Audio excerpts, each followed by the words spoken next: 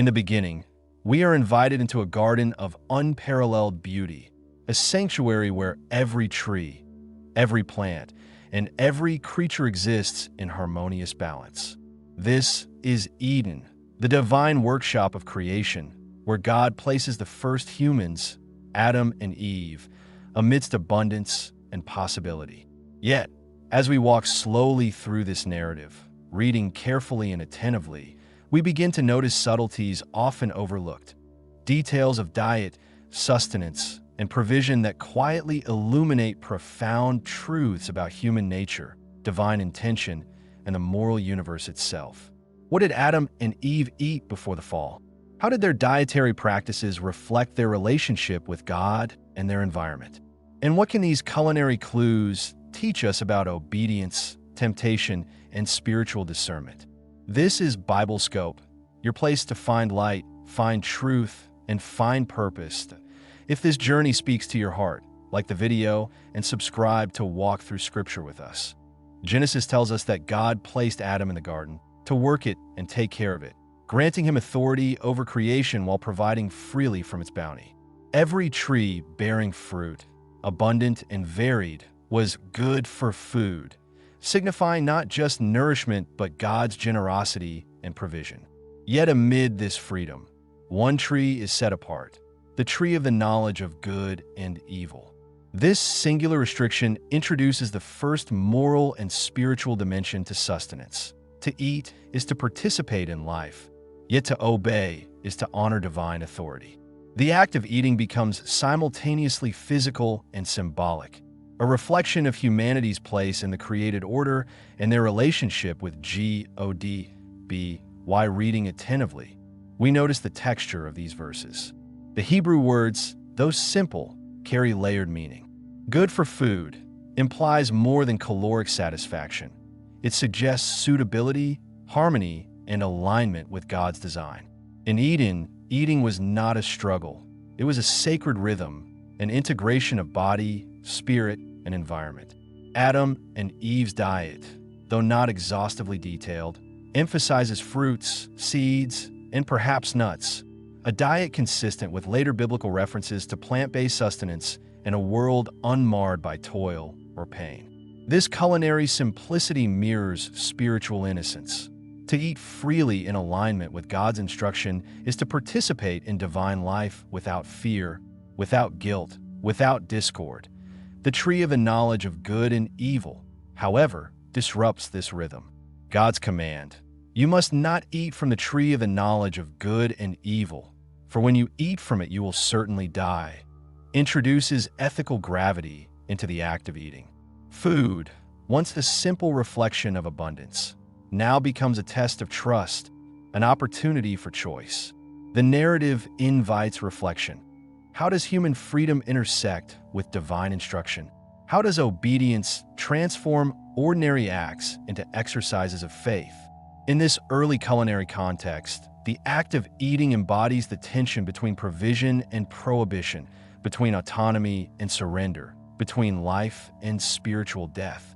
Examining the broader implications, we can see that pre-lapsarian eating habits reflect the holistic design of Eden. The garden functions as a microcosm of creation, where humanity's diet harmonizes with ecology, with rhythm, and with divine order. Adam names the animals, cultivating not dominion and exploitation, but relational knowledge. Similarly, choosing what to eat is relational. It reflects attentiveness to God's guidance and responsiveness to the created order. The singular forbidden fruit is less about botanical specifics than about ethical and spiritual attentiveness. By considering these details carefully, we discern a principle that resonates throughout Scripture. The physical and spiritual are deeply intertwined, and the choices of daily life carry eternal significance. Symbolism deepens when we reflect on the act of eating as covenantal. In sharing sustenance, humans recognize dependence on God and on creation itself. In choosing the forbidden fruit, Adam and Eve symbolically assert independence from divine order, initiating a rupture in the human-divine relationship. Yet even here, the narrative gestures toward hope. God's response, though corrective, also initiates the path toward restoration. The details of diet, then, become theological signposts, illustrating the moral contours of freedom, trust, and relational accountability. Historical and cultural context also enriches our understanding. In the ancient Near East, dietary laws, purity codes, and sacrificial foods were foundational to communal identity and spiritual practice. Though Genesis predates these codifications, its attention to food signals the importance of daily sustenance as a medium of moral and spiritual formation. By observing what is eaten and what is forbidden, readers are invited into a contemplative engagement with divine wisdom, recognizing that even ordinary acts, preparing, consuming, sharing food, carry spiritual resonance. The narrative further invites reflection on human nature. Curiosity, desire, and discernment are all encoded in the act of tasting. Adam and Eve's choice reveals both the potential and the fragility of humanity. Their initial diet, free and harmonious, illustrates what is possible when humans align with God's design. The forbidden act reveals the consequences when alignment is broken. In modern terms, this can illuminate ethical reflection on consumption, stewardship, and the moral dimensions of everyday decisions. Eating is never merely biological.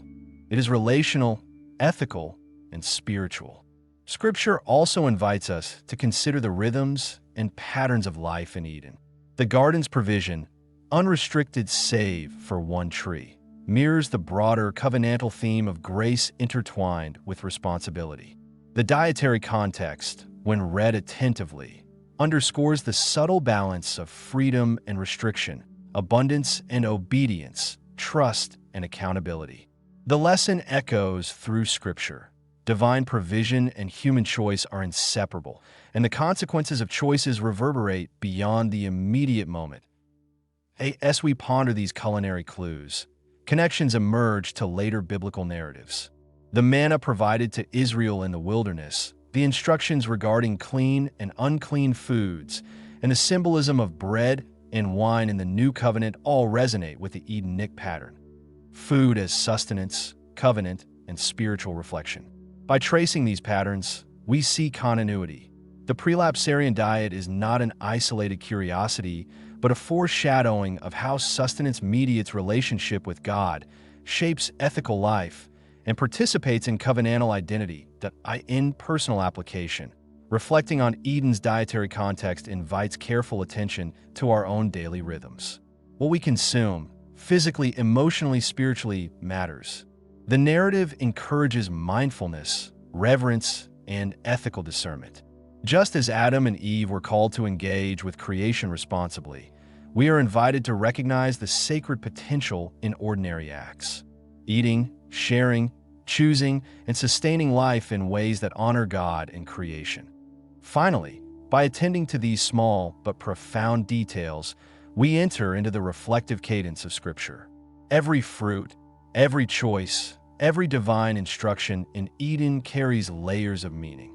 As we read slowly, verse by verse, the story of pre-lapsarian eating unfolds not simply as a curiosity about diet, but as a window into obedience, freedom, and relational harmony with God. Through these observations, we gain insight into God's character, generous, attentive, and relational. We also see humanity's nature, curious, responsible, yet fallible, ever in need of guidance, redemption, and restoration. As we conclude this passage, consider the question: how does your daily engagement with the ordinary, food, habit, choice, reflect trust in God's provision and guidance? How might mindful attention to the simplest aspects of life deepen your awareness of divine presence and moral responsibility? As we've walked through this passage, what truth stood out to you? How might it shape the way you live today? If this exploration helped you grow, like the video and subscribe. Your journey through the pages is just beginning.